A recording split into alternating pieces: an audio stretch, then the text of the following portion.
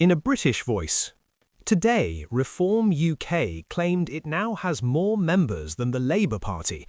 For some, this is historic, for others, meaningless, and for most people, confusing. So let's slow this down and look at what's really being claimed, because as with most political announcements, the headline is only half the story.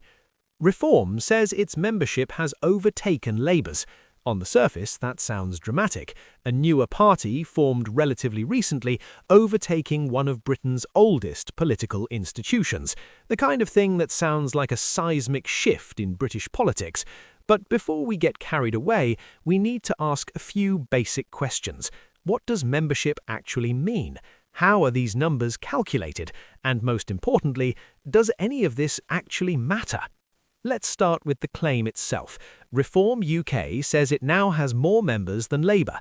The exact figures vary depending on when you're reading this, but Reform has claimed around 130,000 to 140,000 members. Labour, by contrast, has seen its membership fall dramatically from its peak under Jeremy Corbyn, when it reached over 500,000. Now, by most estimates, it sits somewhere between 350,000 and 400,000. So immediately there's a problem with Reform's claim. The numbers don't add up. Unless Labour's membership has collapsed far more dramatically than anyone's reported, Reform isn't actually bigger. But let's be charitable. Let's assume Reform is talking about recent sign-ups, or a specific time frame, or perhaps they're counting differently. Because that's the first problem with membership figures. They're self-reported. There's no independent body verifying these numbers. Parties announce what they want to announce when they want to announce it, and they count differently. Some count anyone who's ever signed up and hasn't formally cancelled. Others purge inactive members regularly. Some count reduced rate memberships, student memberships, affiliated memberships. Others don't. So when Reform says it has more members than Labour, what they're really saying is this: by our counting method, at this particular moment, we believe we have more people on our database than Labour has on theirs. That's a very different claim. But let's go deeper, because even if we take the numbers at face value, we need to ask, what does membership actually represent? In the past, membership meant something tangible. It meant you went to meetings, you canvassed, you stuffed envelopes, you were part of a local branch that selected candidates, debated policy, and actually shaped the direction of the party. Membership was active participation. Today, for most people, it's a transaction. You pay a fee, you get an email newsletter, and maybe you vote in a leadership election if one happens. The vast majority of party members never attend a meeting, never knock on a door, never engage beyond clicking a few buttons online. They're not members in the traditional sense, they're subscribers, and that changes everything. Because if membership is just a subscription, then what Reform is really claiming is this: more people are currently subscribed to our service than Labour's, and when you frame it that way, it sounds a lot less significant. It's not a movement, it's a mailing list. Now, none of this is to diminish what Reform has achieved. Growing any membership base is difficult.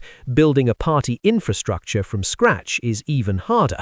And clearly they're tapping into something. People are signing up. The question is, why? And what does it tell us about the state of British politics? Here's where it gets interesting, because this story isn't really about Reform growing. It's about Labour shrinking. Labour's membership has been in freefall since Keir Starmer became leader. Under Corbyn, Labour had the largest membership of any party in Europe. Hundreds of thousands of people, many of them young, many of them politically engaged for the first time, joined because they believed in something. Whether you agreed with Corbyn or not, he inspired membership. People felt represented. Under Starmer, that's evaporated. The party has shifted. It's become more cautious, more centrist, more focused on electability than ideology. And for many of those Corbyn-era members, that's meant disengagement. They haven't necessarily joined another party, they've just left, stopped paying the fee, stopped believing it matters. And this is the wider trend. Party membership across the Western world is collapsing. In the 1950s, millions of people in Britain were members of political parties. Today, it's in the low hundreds of thousands total across all parties. People don't join institutions anymore. They don't want to be part of a machine. They want authenticity, responsiveness, and immediate impact, and traditional party structures don't offer that. So when Reform claims to have more members than Labour, what they're really highlighting is this: the old model is broken. People aren't joining Labour because Labour doesn't feel like they represent them anymore, and people are joining Reform not because Reform is particularly inspiring, but because it's new, it's different, and it's saying things the others won't. But here's the crucial point: membership is not power. Reform might have more members than Labour, but Labour is in government. Labour has 400 MPs, Reform has 5.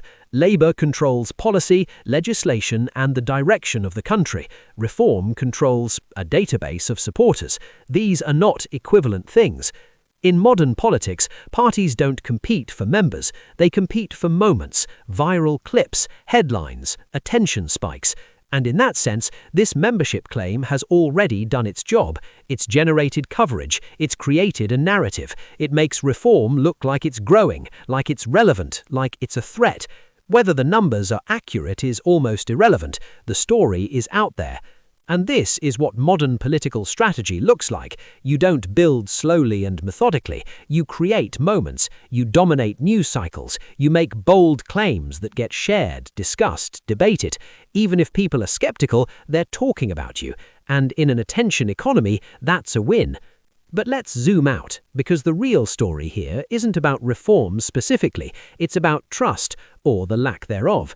People are leaving traditional parties because they don't feel heard. They don't feel represented. They look at Westminster and see politicians who seem disconnected from their lives, their concerns, their reality, and so they disengage, or they look for alternatives. Reform is one alternative, but so is not voting, so is apathy, so is cynicism, and those are far more dangerous than any individual party. Because when people stop believing in the system itself, that's when things break, not when one party overtakes another in membership, but when the entire concept of representative democracy starts to feel like a performance rather than a process. So what does Reform's membership claim really mean? It means traditional politics is losing its grip, not because challengers like Reform are irresistible, but because the old structures no longer feel representative. People are leaving Labour not because Labour love Reform, but because they're tired of feeling ignored. And people are joining Reform not because Reform is particularly inspiring, but because it's new, it's different, and it's saying things the others won't. So the real story is not who has more members, but why so few people care about membership at all.